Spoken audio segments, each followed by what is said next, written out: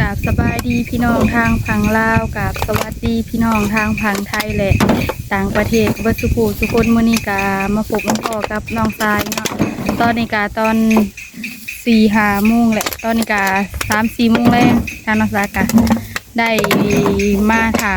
หับไอ้ทงเนาะโดยทางไอ้ทงกำลังเฮ็ดเวียกอยู่ตอนนี้ทางน้องทรายกาอาบน้ำแล้วก็ออกมาหาทางไอ้ทงเลยเนาะซื้อน้ำมาให้เพิ่น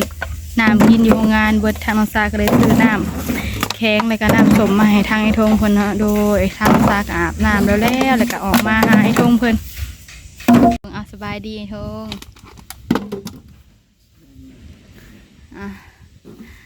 ทางไอ้ทงเพิ่นกระเจาะตุกน้ำเนาะมื้อนี้เพิ่นกำลังแป้งเครื่องอัดเนาะเครื่องอัดเพลงเลยทางไอ้ทงก็เลยมานั่งเจาะตุกน้ำเนาะเอาไปอัดแล้วก็ลมมันออกที่วางเขาเจาะนั่นแหละเมื่อยบ่ไอ้ทงเมื่อยไอ้ทงเมื่อยกระสูเนาะไอ้ทงเนาะ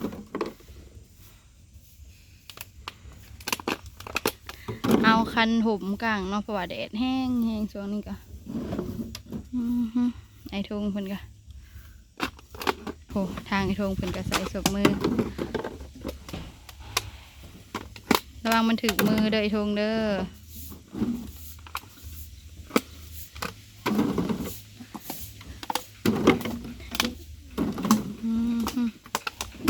เจาะตุกหนามไอ้ทงเพื่อนเจาะคันหอดมุงเมื่อแล้วก็เมื่อบัดนี้หามุงตรงกับเมื่อเนาะแหม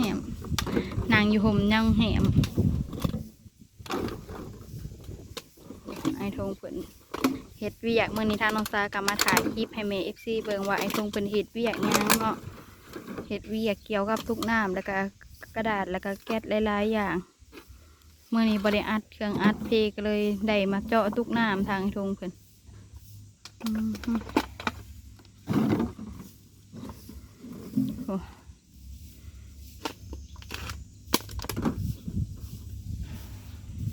เต็มเลยตีไอ้ทงใส่สอบใหญ่ๆเลยเนาะไอ้ทงเพิ่นทางไอ้ทง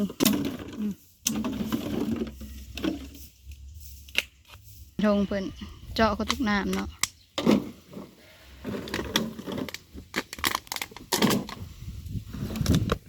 ไอ้ทงลืมหรือเปล่าเจาะใส่ถังสีฟ้าโดยทางไอ้ทงเพิ่นอยากเอาใส่ให้มันเต็มเนาะ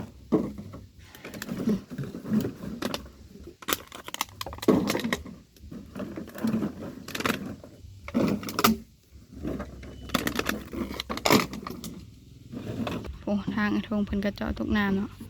ทางน้องซาก็ย้ายมานั่งวางห่มแดดแห้งช่วงนี้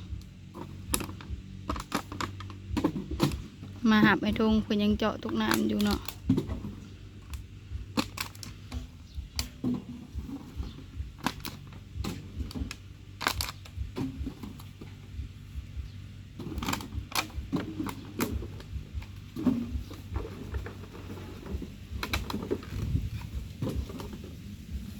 ทางน้องสากับไปส่งน้องแหล่แล้วก็มาหาไอ้ทงเนาะน้องแหล่เพิ่นเมื่อลินเพื่อนน้ำมื้อนี้เพิ่นเมื่อลินเป็นหมูทางน้องสานั่นแหละ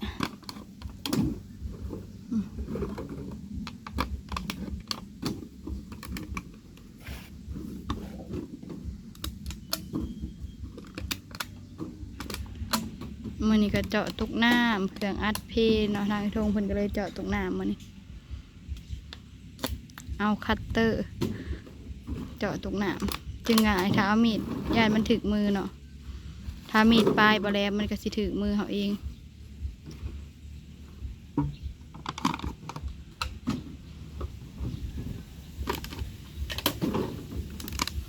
สอบใหญ่ๆแบบนี้เลยเนาะเจาะเต็มสอบนี้เลยตอนนั้นทางน้องสาก็เคยมาเจาะอยู่สอบ20,000 กีบเต็มสอบนี่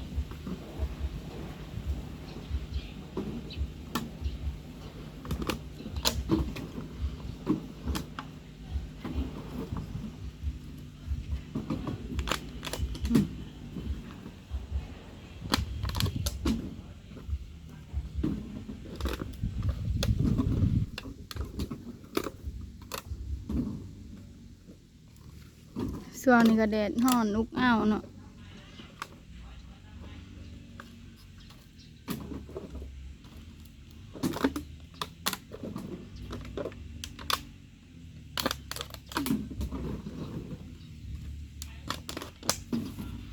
โอ้ไอ้ทงเพิ่นเจาะให้มันได้เต็มสอบนะเขาก็แกะไปไหวเนาะโอ้ไอ้ทงเพิ่นกะบางทีนี่เพิ่นย่ออันนี้เข้าไปเนาะ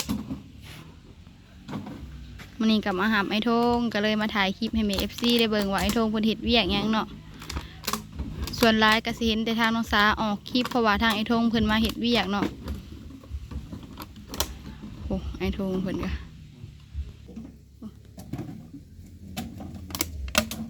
ไอ้ทงเพิ่นกำลังเก็บตุกน้ำใส่สอบเนาะสอบผู้ใหญ่เติบ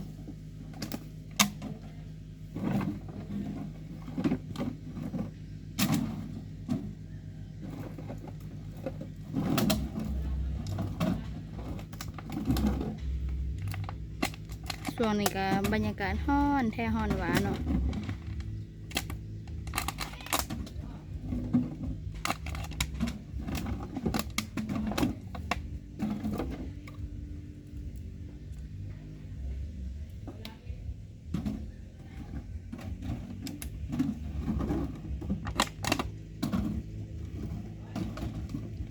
เก็บใส่สอบเก็บใส่สอบเลยทุกน้ำ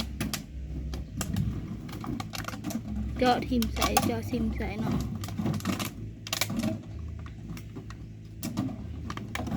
มื้อนี้ทางน้องสาวก็มาถ่ายคลิปให้เอฟซีได้เบิ่งว่าไอ้ทงเป็นเฮ็ดเวียกเนาะเงินโดนเทนไอ้ทงเถื่อหนึ่งออกคลิปเนาะ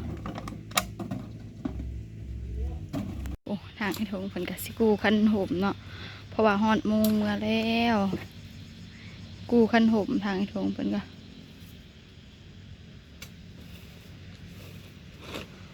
ฮอดเมืองฝูงฮอดโมงเมืองเลยไอ้ทงเพิ่นกู้คันห่มไปไหวเนาะกระตุกเต็มอยู่เนาะห้องงานทางไอ้ทง5 โมงเพิ่นก็เลิกงานเลยรถก็หลายเนาะทางน้องสาก็ว่าผิดว่าถือก็ต้องขอโทษขออภัยทางเมฟซีเบอร์สุขคนเด้อทางไอ้ทงเพิ่นก็ย่างไปเลยเลิกงานแล้วทางไอ้ทงก็ตอนนี้กำลังเมื่อเนาะทางไอ้ทงเพิ่นก็มาพามาทางนี้ทางใดเด้เนาะมันมีทางไปใส่ไอ้ทงเนี่ยทางดินเขา อ๋อทางดินเขาเนาะโดนี่เลยคือรถเมื่อกับไอ้ทงเนาะมาหาไอ้ทงแปลงเครื่องอัดแล้วแหละทางไอ้ทงเปิดกับมาเลยบัด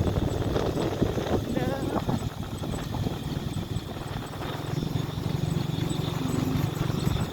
ตอนถาม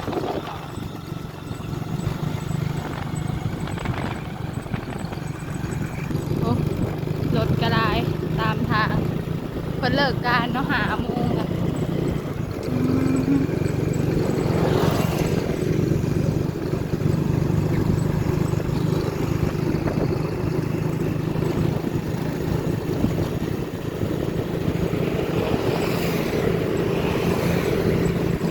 ลัดเข้าวัดป่าก็ได้เนาะแต่ทางน้องสาสิไปเติมน้ำมันอยู่บรรทัดเพราะว่าไปเติมอยู่ปั๊มแหละน้ำมันบ่มีเนาะไปเติมอยู่บรรทัดเนาะนี่เลยทางน้องสาลัดมานี่เนาะทุกมือไปบรรทัดเนาะไปเติมน้ำมันรถจ้ะไปซื้ออยู่ปั๊มกับบ่มีไปกับน้องแหล่2 คน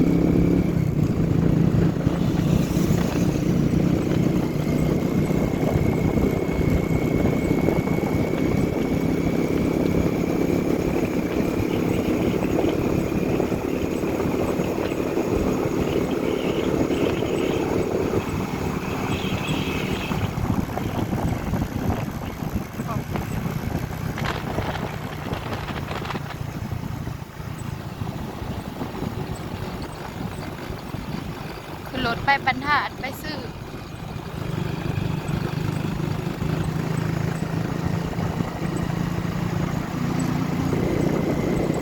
บรรยากาศ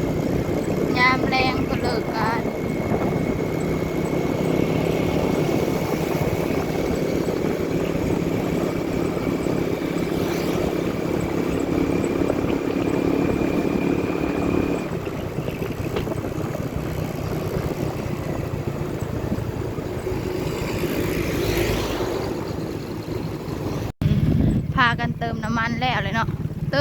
งเลย ไปเติมอยู่ป้านมันก็น้ำมันเบิด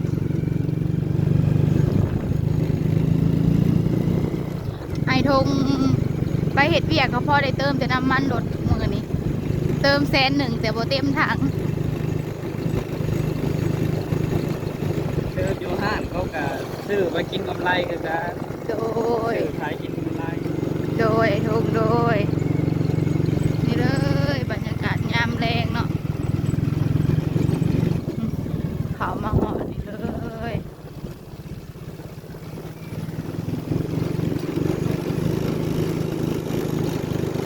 เขามาหอดหมู่บ้านทรายบุญแล้วไอ้โทใกล้สิหอดเพื่อนเท่าเลยเนาะ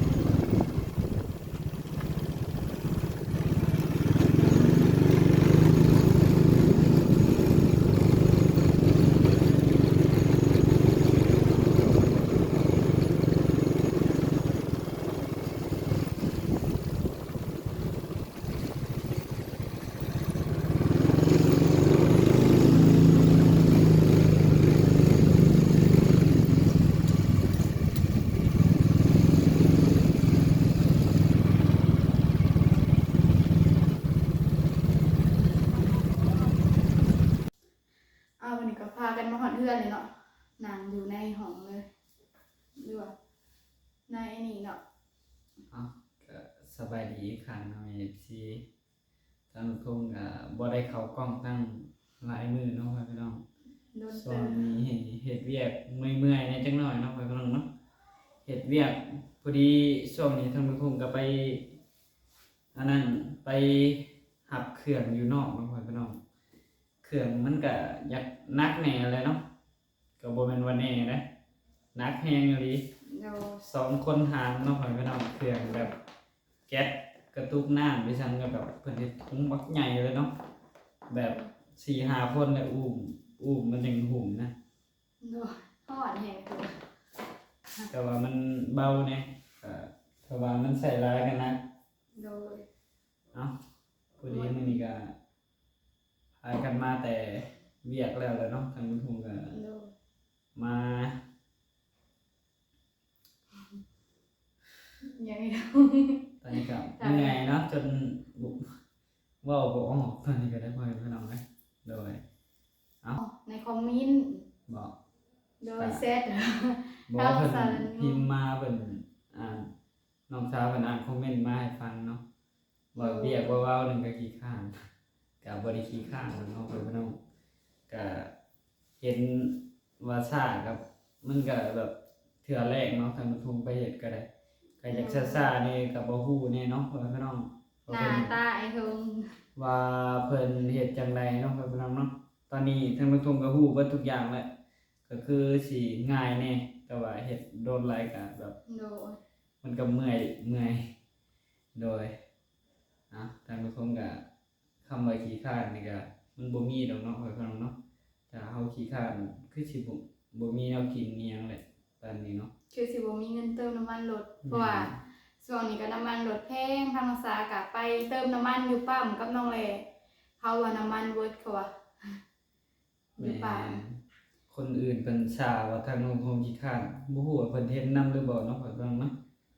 บ่ฮู้ว่าเพิ่นเฮ็ดนำน้องทงหรือบ่ว่าทางน้องทงขี้คร้านเนาะ โดย เพิ่นก็บ่ได้เห็นนำว่าน้องทงมันไปไสมาไสก็เพิ่นเฮ็ดคือเพิ่นเผาเบิ่งน้องทงนี่เนาะเพิ่นว่าทางน้องทงขี้คร้านทางน้องทงก็บ่ได้ขี้คร้านเนาะพี่น้องเนาะโดยก็อีกอย่างก็ทางน้องทงก็ไปเฮ็ดเวียกไสก็บ่ได้แน่เนาะพี่น้องเพราะว่าทางน้องทงก็อ่านหนังสือบ่เป็นเนาะทางเลือกน้อยอีกทางน้องทงก็ได้ โดย ทางเลือกที่หาเฮ็ดเวียกอยากเฮ็ดเวียกดีๆอยากได้แบบหลายๆก็บ่ได้เนาะแบบอยากได้เวียกดีๆอยากได้เงินหลายมันก็บ่ได้ เพราะว่าเฮาบ่ได้เป็นหนังสือ แม่นทางน้องพงก็บ่เป็นหนังสือได้แต่เฮ็ดเวียกกันงานหนักแต่ได้เงินน้อยก็พอได้เงินใส่น้ำมันแล้วก็เติมเน็ตแล้วก็ซื้อใส่กินอยู่เรือนอยู่ซ่านนี่แหละเนาะว่าเรื่องได้เก็บนี่ก็มีเก็บอยู่เนาะช่วงนี้เพราะว่าทางทุกๆก็ได้เงินนำYouTube แหน่ก็ ได้เงินเก็บนำเนาะเงินที่น้องทุ่งเฮ็ดเวียกก็เอาไปใช้พ่อแม่พี่น้องใช้ซื้อหันซื้อนี่เนาะซื้อน้ำซื้อในแล้วก็หลายอย่างพ่อแม่พี่น้องค่าไฟฟ้าหยังแน่เนาะเพราะว่าเป็นครอบครัวแล้วมันก็ต้องมีใช้จ่ายหลายอย่างเนาะพ่อแม่พี่น้องค่าไฟฟ้านี่แล้วก็หลายอย่างแล้วเนาะพ่อแม่พี่น้องเนาะ มักอันนั้นพริกเป่งน้อยเด้ได้หลายอย่าง แม่นทั้งอันยังขาสมาคมบัตรแบบคนเสียไปแล้วเพิ่นเก็บขาสมาคมผู้ละ30ค่านั่นค่านี่เบิดแล้วเนาะพ่อพี่น้อง โดย แบบเพิ่นเสียไปก็บ่แม่นอันเสียน้อยๆเนาะแบบว่าหลายคนเนาะก็แบบพอบ้านมันก็มาเก็บขาสมาคมแบบเก็บทุกบ้านเนาะบ่แม่นเก็บแต่ทางน้องทงคนเดียวเนาะเก็บเบิดคู่คนนั่นแหละแต่ว่าเงินเดือนน้องทงบัดบ่มีหลายเนาะพ่อพี่น้อง แบบเงินเดือนเท่ากับบ่หลายเพราะว่าช่วงนี้คลิปกับคนบ่ค่อยเบิ่งหลายเนาะช่วงนี้เนาะ แม่นเพราะ ส่วน ว่า ตอนนั้นคนเบิ่งหลายบ่อยหนู ก็มันก็ใครแน่อยู่เนาะ โดย ก็ทางกระทรวงก็อยากมาอธิบายเนาะให้แม่ FC ผู้ที่เพิ่นคอมเมนต์มาให้เข้าใจเนาะทางกระทรวงบ่ฮู้หรอกว่าเป็น FC ผู้ใดเนาะพี่น้องเนาะที่เห็นน้องทงไปเฮ็ดเวียกมื้อแรกก็เห็นทางน้องทงเฮ็ดแลเฮ็ดยังแบบเก้อๆกาๆในจักหน่อยเนาะตอนแรกเพราะว่าทางสาเพิ่นไปส่งแล้วเพิ่นได้ถ่ายเอาเพราะว่าถ่ายดูหลายก็บ่ได้เนาะยันเจอยู่ในโรงงานเพิ่นให้เนาะพี่น้องเนาะ โดยถ้าเพิ่นออกไปนอกเฮาจึงได้ถ่ายในทงเนาะ แม่นเพิ่นบ่อยากให้ถ่ายบ้านใดพ่อแม่พี่น้องเอ้ยทางน้องทุ่งก็อยากถ่ายให้แม่ FC ได้รับชมเนาะว่าน้องทุ่งก็มีเวียกเฮ็ดแล้ว แต่ว่ามันก็เวียกนี่ก็ได้เงินบ่หลายเนาะได้มื้อละแสนพ่อแม่พี่น้องเอ้ย ได้พออยู่พอกินพ แม่ อใช้นี่แหละไปวันๆนี่แหละ ทางน้องทุ่งก็อันนั้นอยู่เนาะพ่อแม่พี่น้องแบบเก็บเงินอยู่แบบปาไว้ประมาณ 2-3 มื้อหรือ5มื้อจึงเอาเทื่อหนึงก็เอาออกมาก็พอดีซื้อน้ำมูกน้ำมันแล้วก็ซื้อเกลือเป็นนัวก็อันนั้นเลยเนาะทางลูกชายจะว่าหยังบ่เมื่อกี้นี่ ฮะ บอกอย่าว่าหยังบ่เมื่อกี้นี่ ค่อยว่าได้เงินมาก็เติมน้ำมันเติมอีหยังเด้ฮ้อนเด้ คนอื่นเพิ่นซาหรือว่าทางน้องทงขี้ข้านนี่ทางน้องทงว่าบ่แม่นความจริงบ่ให้พี่น้องเอ้ยทางน้องทงก็เฮ็ดพยายามเฮ็ดเต็มที่แล้วเนาะทันทีน้องทงเฮ็ดได้เนาะพี่น้องเนาะ โดยช่วงนี้ทางไอ้ทงเพิ่นก็มีเวียกเฮ็ดไข่นี่แหละ เมื่อก่อนน้องทงบ่มีทางที่หาเนาะพี่น้องเนาะเฮ็ดเวียกอื่นบ่ได้เพราะว่าทางน้องทงก็บ่เป็นหนังสือแล้วก็บ่มีใบหยังก็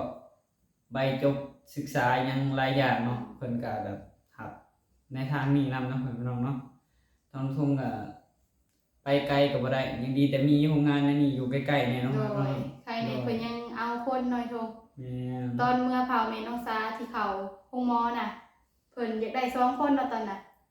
เดี๋ยวมาฮอดพี่แลมาอยู่ด้นเติบเพิ่นจึงเอาถ้ามีของเพิ่นก็เอา ทางน้องทงก็ตอนแรกที่เพิ่นเว้าใส่น้องทงว่า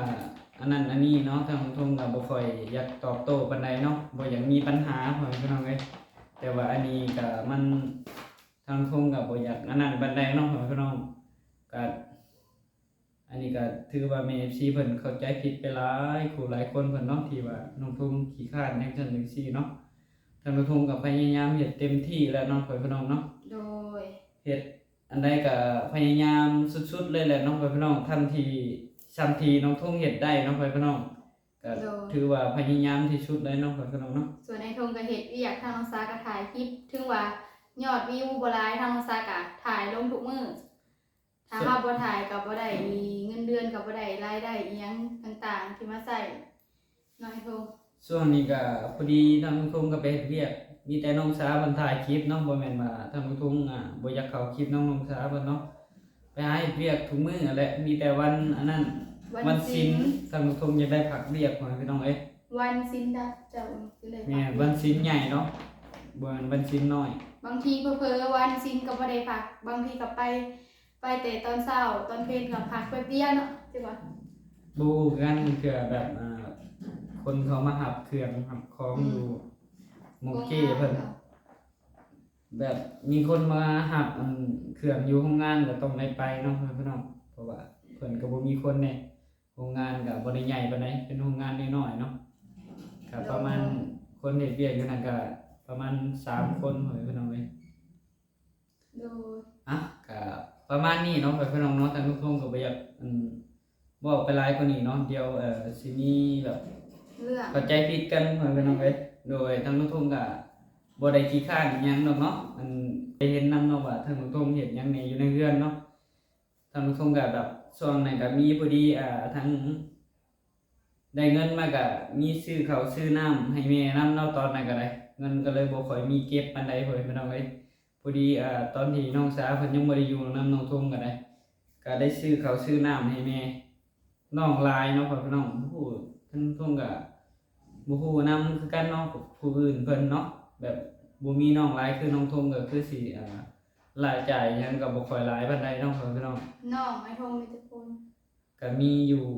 5คนถึง6ถึงเจ้าน่ะ น้องแหลนำเด้แล้วก็ โดย น้องดาน้อยน้องวันดีน้องทิงโทยก็ น้องกับน้องลิ้น น้องลิ้นพร้อม น้องแล น้องแลคนที่5คนพ่อพี่น้องเอ้ย 6คนถึงไอ้ทง 6คนทางน้องทงเองเนาะ 7ถึงทั้งแม่ แม่นช่วงนั้นก็น้องแหลเพิ่นก็เงินเดือนก็บ่ค่อยได้หลายปานใดเนาะพากันโฮ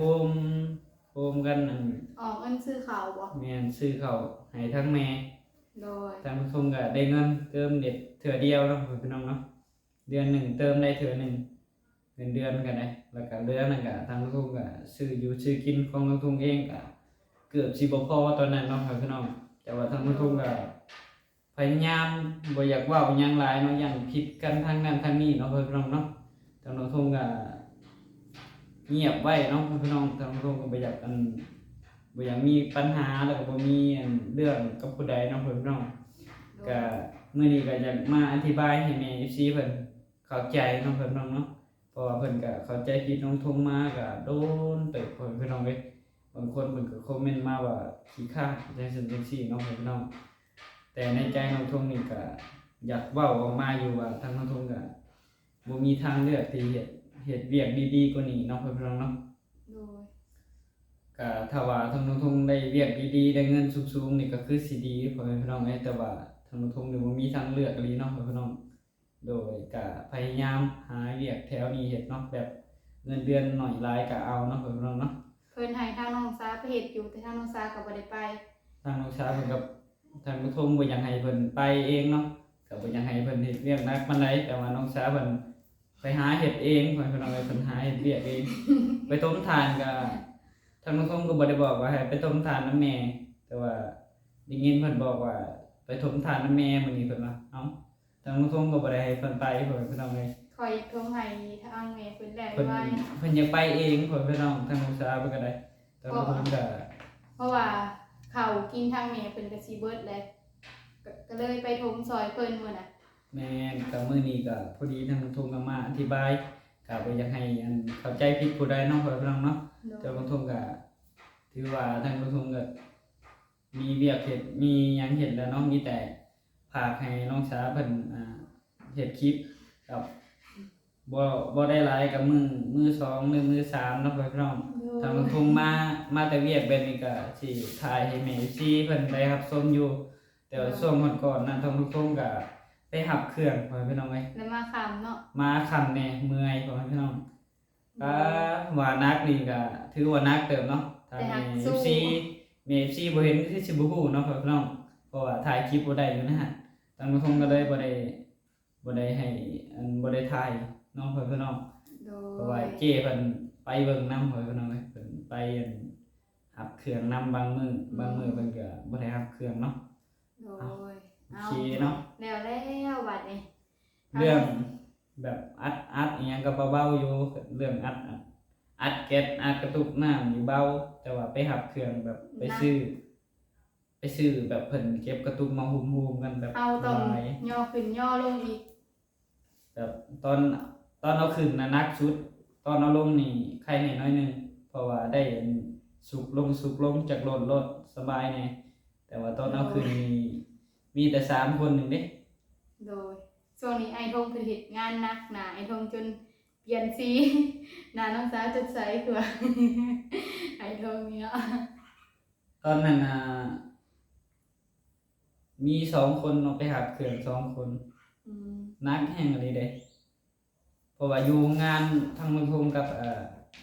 โรงงานน้องทงนี่ก็มีผู้ชาย2คนเนาะผู้หญิงคนหนึ่งเพิ่นพี่น้องเอ้ยผู้เฮ็ดเวียกหนักก็มีแต่ผู้ชายแหละเนาะผู้หญิงก็บ่ค่อยเฮ็ดหนักปานใดดอก โดย มีแต่2คน ฮ้อนแห้งเนาะโดยเอาบัดนี้ โดย เอ้าบัดนี้ แล้วบัดนี้ก็ จะ ทาง ได้สิพากันแยกๆไปหาคดพักคนน้ำก่อนเนาะเพิ่น โด เนาะ ยให้ไอ้ทงเพิ่นไปคนพักเอาบัดนี้ทางน้องซาก็สิได้จบคลิปไปเพียงนี้ไปพบพอกันในคลิปหน้าเด้อกราบขอบคุณทางเมฟซีเวอร์สุขุสุคนที่เบิ่งคลิปของน้องซาตั้งแต่ต้นจบที่บ่ขาดโฆษณาทางน้องซาว่าผิดพลาดประการใดก็ต้องขอโทษขออภัยทางเมฟซีเวอร์สุขุสุคนทางน้องซาสิขอตัวลาไปเพียงเท่านี้ขอกล่าวคำว่าสบายดีบ๊ายบาย บ๊ายบาย